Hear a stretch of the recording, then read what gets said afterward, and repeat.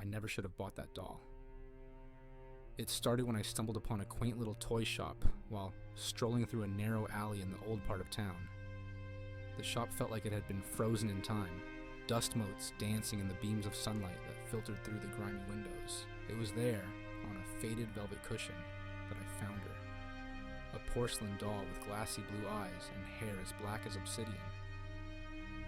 She was beautiful in an antique, eerie way. I thought she'd make a perfect gift for my daughter, Lily, who had always cherished such intricate novelties. The shopkeeper, a frail old woman with an unsettling smile, told me the doll was special and that I was lucky to have found her. I didn't think much of it then. I wish I had. Lily was overjoyed when I brought the doll home. She named her Charlotte and kept her by her side at all times.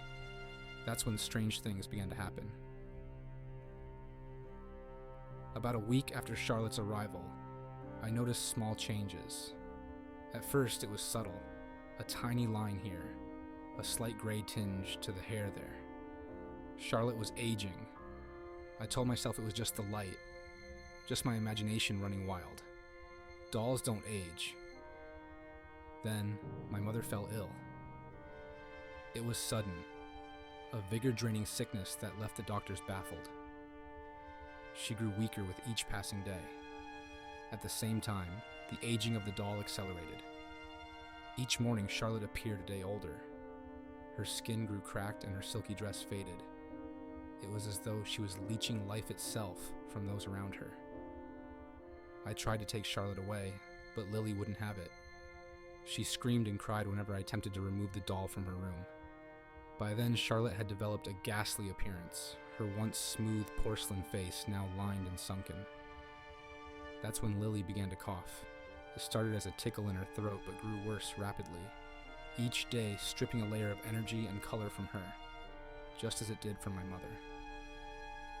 Desperate and terrified, I snuck into Lily's room one night to take Charlotte. I told myself it was for Lily's own good, that the doll was cursed. But as I reached for the doll, I hesitated. Charlotte's eyes, those depthless glass beads, seemed to stare right into my soul, a silent warning laid bare in her gaze. I grabbed her anyway, running out of the house to the old alley where I'd found the shop. But it wasn't there anymore.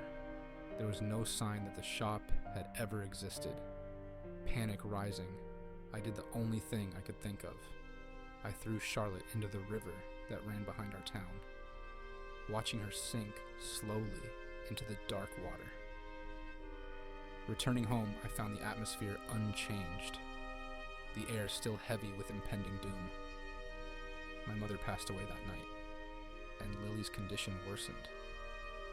I realized then that I had made a terrible mistake. Removing Charlotte hadn't broken the curse.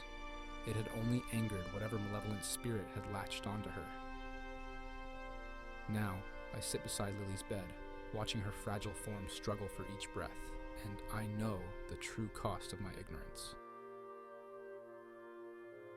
Outside, the wind howls, almost like laughter, as if something out there finds pleasure in my despair.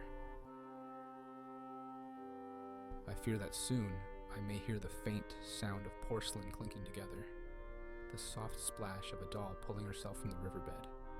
Coming home, I should never have bought that doll. Make sure to like, share, comment, and subscribe to the Spine Tingler channel.